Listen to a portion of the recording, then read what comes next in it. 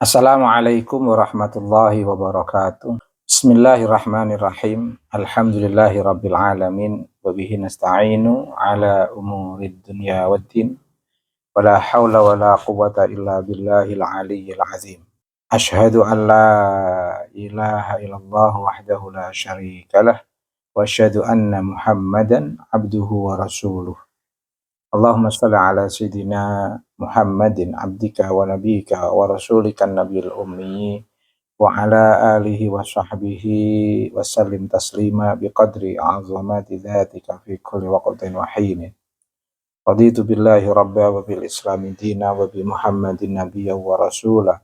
Rabbi zidni ilma warzuqni fahma wa wasi' fiyya rizqi wa barik li fi ma razaqtani. Waj'alni mahbuban fi qulubi ibadika waj'alni wajihan fid dunya wal akhirah wa minal muqarrabin ya katsiran nawal wa ya hasanal fi'al wa ya qa'iman bila zawal wa ya mubdi'an bila misal falakal hamdu wal minnatu wasyarafu ala kulli hal amin ya rabbal alamin. Merespon karena ini penting untuk meminimalisir kesalahpahaman masyarakat awam terhadap sosok ulama yang sangat penting sebagai penanda keberlangsungan risalah nubuwah min risalati Nabi Muhammad SAW. Sekaligus juga penting untuk muhasabah seseorang yang berilmu untuk mencapai martabat ulama, madzahirul ummah, dari sosok seorang ulama, dan juga sebagai bentuk muhasabah dari masyarakat, dari umat, mengikuti ulama. Itu ulama yang betul-betul bisa menjadi panutan, bukan ulama yang dipahami secara emosional oleh individu dalam masyarakat. Dipahami secara emosional, diikuti secara emosional, dan dibela secara emosional. Ini problem. Karena itu ada hal yang perlu saya sampaikan untuk standar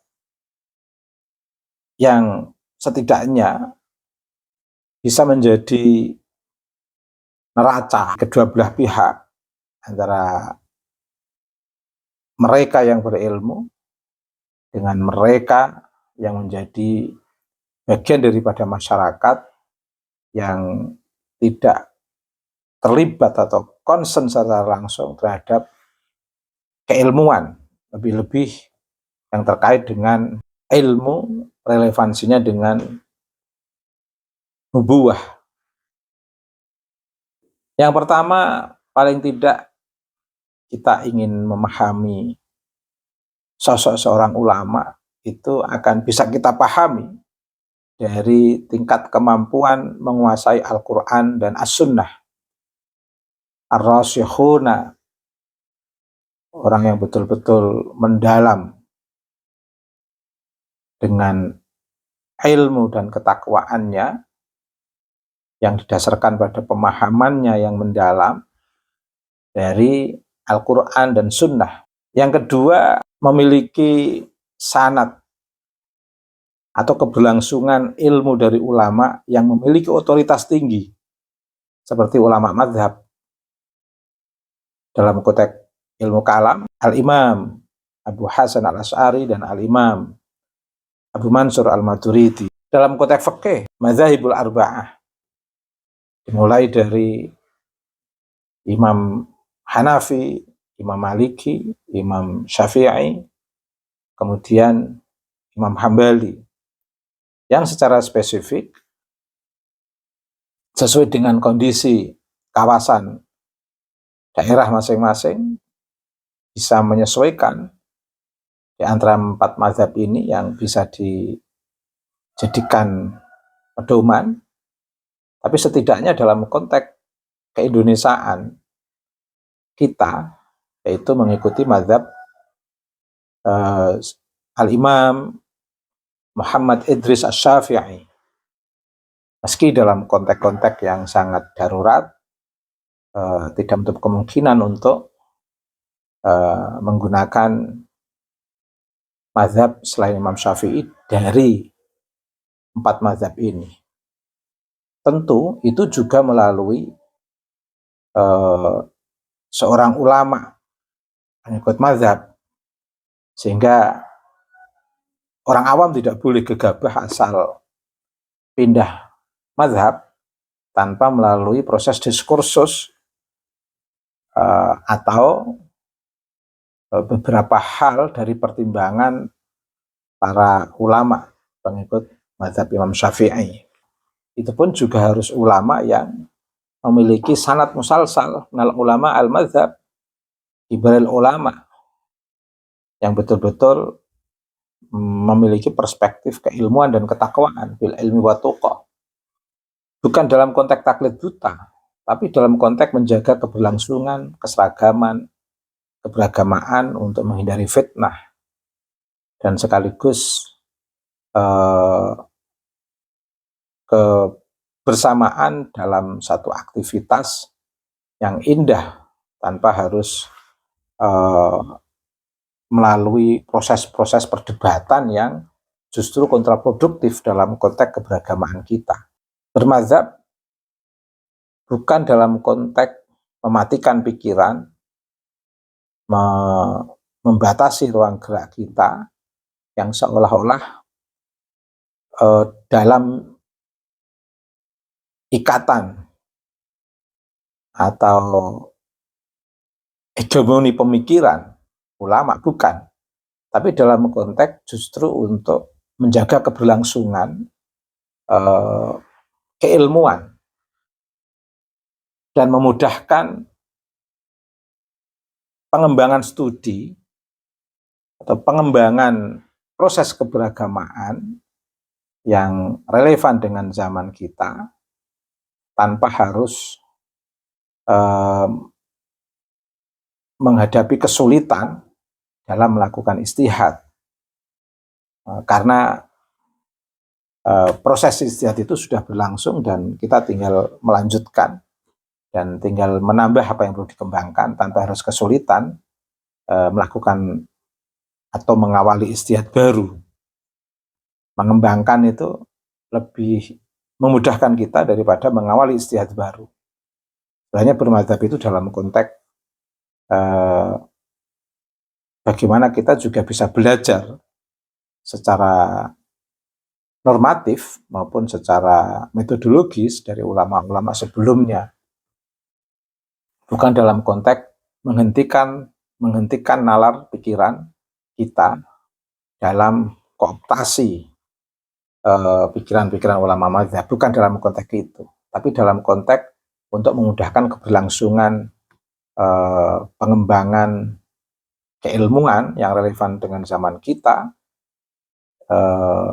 yang tetap terjaga keberlangsungannya dari ulama-ulama sebelumnya sampai pada ulama mazhab, sampai pada para sahabat dari Nabi Muhammad SAW. Seorang ulama harus mampu memutuskan perkara secara strategis dan berdasar. Betul-betul dia memiliki sikap al-adlu kama fil fikri wal amal.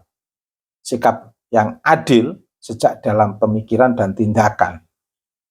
Tidak gegabah, tidak emosional, tidak rasial, tidak berbasis komunal, tapi betul-betul berbasis keputusan yang strategis dan berdasar itu didasarkan pada sikap al-adlu kama fil fikri wal amal, adil sejak dalam pemikiran dan tindakan. Kemudian dia harus berakhlak mulia. Keberlangsungan sistem etik universal dari ulama-ulama sebelumnya yang telah dipelajari dan bersumber dari Nabi Muhammad SAW itu harus betul-betul terjaga.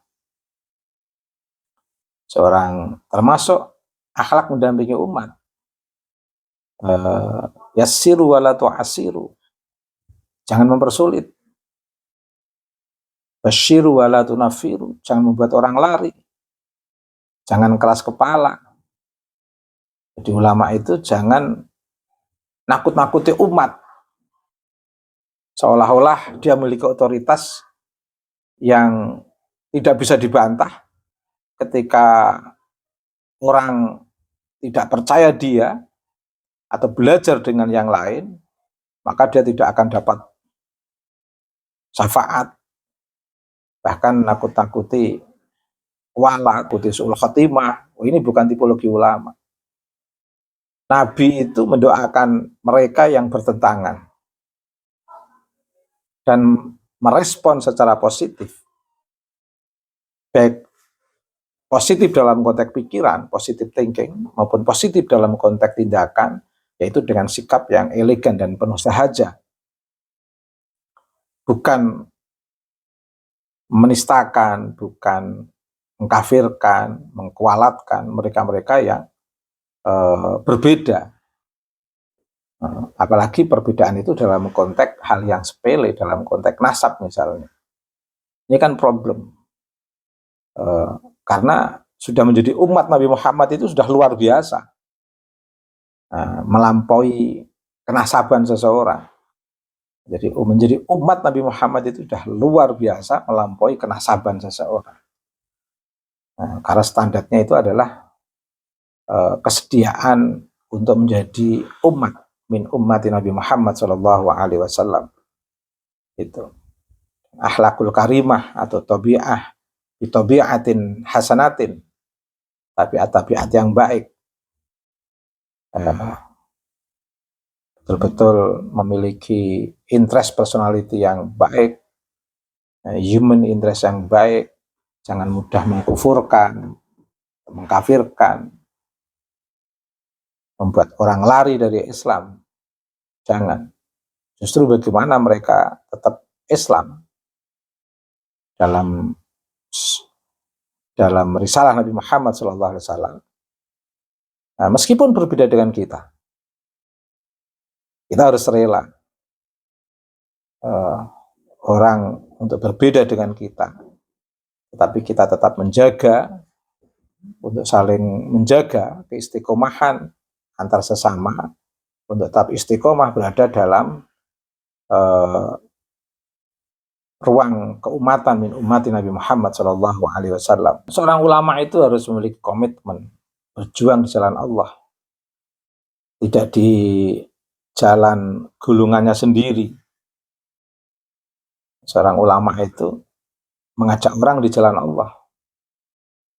Tag universalitasnya itu fisabilillah, bukan mengedepankan membanggakan kelompoknya sendiri. Kullu hisbin bima ladaihim farihu, jatuh pada kelompok, membanggakan kelompok, komunalisme. Tidak. Seorang ulama itu adalah seorang yang siap berada dalam universalitas keislaman sebagai agama rahmatan lil alamin. Jangan sampai seorang ulama itu mengkonstruk atau membuat brand dirinya sebagai seorang ulama, tapi sebenarnya jalan yang dilakukan adalah jalan menuju kelompoknya sendiri, bukan menuju universalitas Islam sebagai rahmatan alamin, tapi hanya untuk mengunggulkan kelompoknya sendiri, komunalisme, dan mereka yang tidak sama dengan kelompok dia dikeluarkan dari Islam,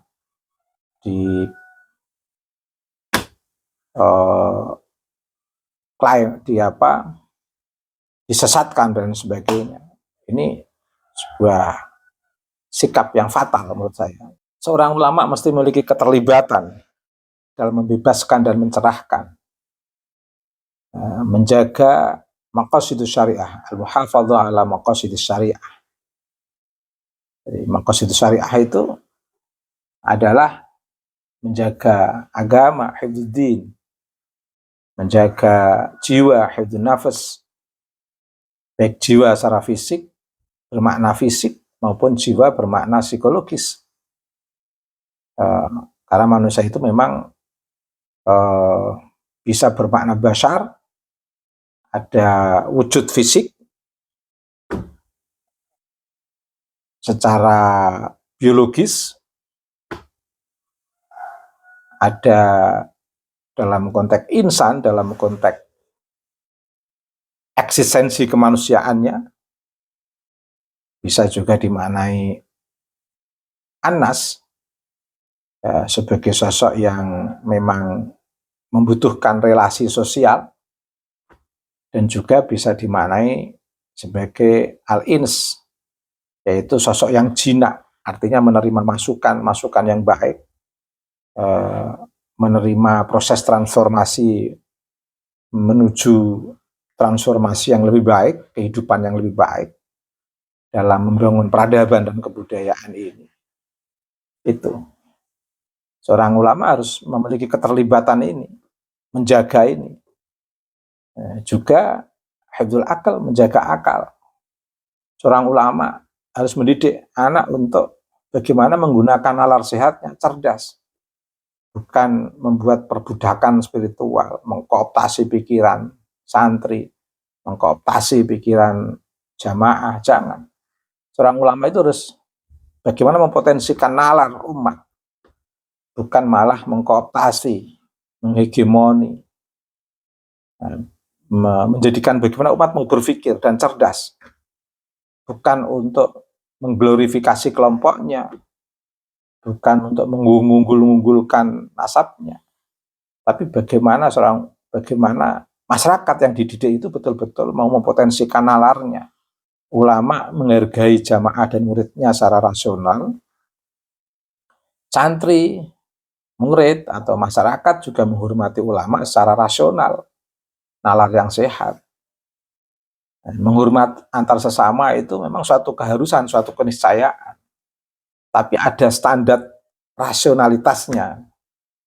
Bagaimana standar rasional menghormati seseorang itu bukan sekedar hormat tanpa menggunakan nalar, kemudian di situ ada hegemoni, kooptasi, ada relasi kuasa.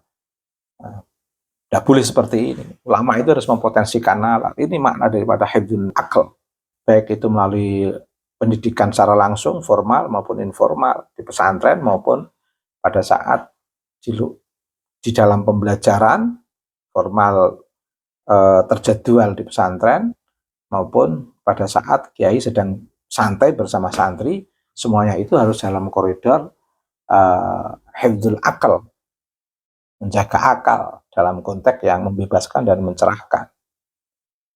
Kemudian hifdzun nasl, menjaga generasi keturunan.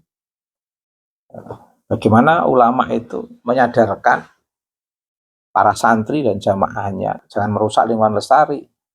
Sementara kita ingin lingkungan lestari, anak-anak kita tidak menikmati lingkungan lestari. Itu menjaga keberlangsungan anak, bukan menjadi generasi yang lemah, tapi betul-betul menjadi generasi yang kuat secara pemikiran di tengah perkembangan peradaban umat manusia. Seorang ulama juga harus menjaga hifdzul mal. Jangan sampai membius umat santri untuk mengeluarkan harta secara tidak proporsional, atau bahkan melakukan pendawiran dan sikap-sikap yang mengkooptasi, mengkerdilkan, atau membuat santri dan jamaah itu melakukan pengorbanan-pengorbanan yang tidak proporsional terkait dengan harta yang mereka miliki. Oh, ini problem nanti. Juga termasuk hifdzul irdi, menjaga harkat dan martabat santri dan jamaah.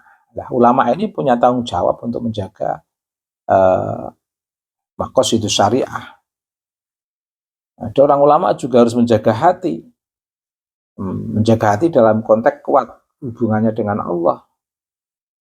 Dan al-khasyah ilallah, takut kepada Allah, takut dalam konteks melaksanakan ketika dia melaksanakan kemaksiatan dan lain sebagainya yang negatif. Dia harus takut dan lebih memilih mahabbah kepada Allah dengan melakukan amalah-amaliyah yang dicintai oleh Allah, dan betul-betul menjaga hati untuk tetap wa ufawwidu amri ilallah, dan pasrahkan hidupku hanya untuk Allah, dan tidak sombong, tidak merasa paling benar.